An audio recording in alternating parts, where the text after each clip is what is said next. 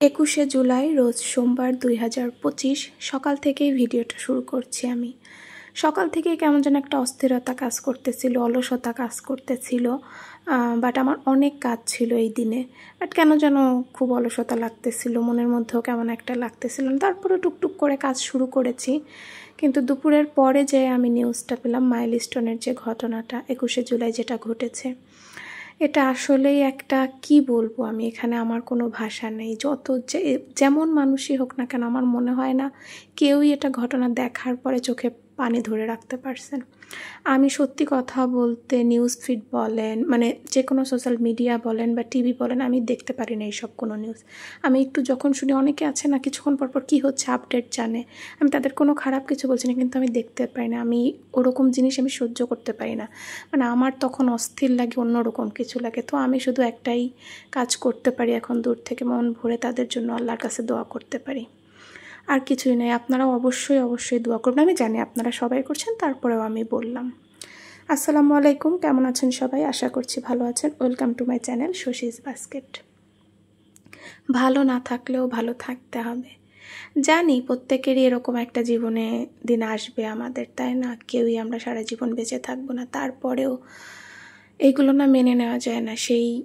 আসলে আমি এখনও জানি না, আমি ভয়েস ওভার দিচ্ছি। আমি সন্ধ্যা যখন থেকে জানতে পেরেছি, তারপর থেকে কোনো কাজই যে আমি করিনি তা না, করতেছি, কিন্তু কোনো কাজে মন দিতে পারতেছিলাম না।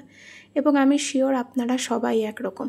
আর আমি এইগুলো ওভাবে অত প্রকাশ করতে পারি না। কিছুক্ষণ পরপর যে নিউজ দেখবো, সেটা নিয়ে লিখবো বা কথা বলবো, তখন আমার হয় না। আমি একদম বাকরুদ্ধ বলে না, সেরকম হয়ে যায়। মানে আমার মধ্যে কেমন যেন একটা কাজ করে। আমি প্রচণ্ড স্ট্রং থাকি সবার সামনে, যে না আমি এত ভেঙে পড়ি না এত সহজে। সেটা আমি নিজে সবসময় বলি, মনে হয় নিজেকে বিশ্বাস করানোর জন্যই বলি।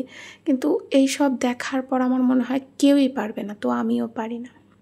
যাই হোক, এই তো আমি নাস্তা করে কাজ টাজ করে আমি একদম বিকালবেলা গোসল করেছি, এবং আমি সারাদিন ওই যে সকালে যেটা খেয়েছি ওটাই, আমি আর কিচ্ছু খাইনি। আর একটা কথা যেটা বলার জন্য আসলে বললাম, এখানে আমি আয়নাটা হাত দিয়ে দেখাইলাম কেন, কারণ এর আগে বলেছিলাম যে আমি টিপ পরি একটা ভিডিওতে, ওখানে টিপের যে দাগ হয়ে আছে, আঠার যে দাগ, সেটা আমি কোনোভাবেই উঠাতে পারি না, গ্লাস ক্লিনার দিয়েও ওঠে নাই। তো একটা আপু বলেছিল যে তেল দিয়ে উঠাইতে, তো আজকে আমি সেটা করেছি এবং আলহামদুলিল্লাহ উঠে গেছে। আপুটার নাম আমার খেয়াল নেই, তো আপু যদি ভিডিও দেখে থাকেন অনেক ধন্যবাদ আপনাকে।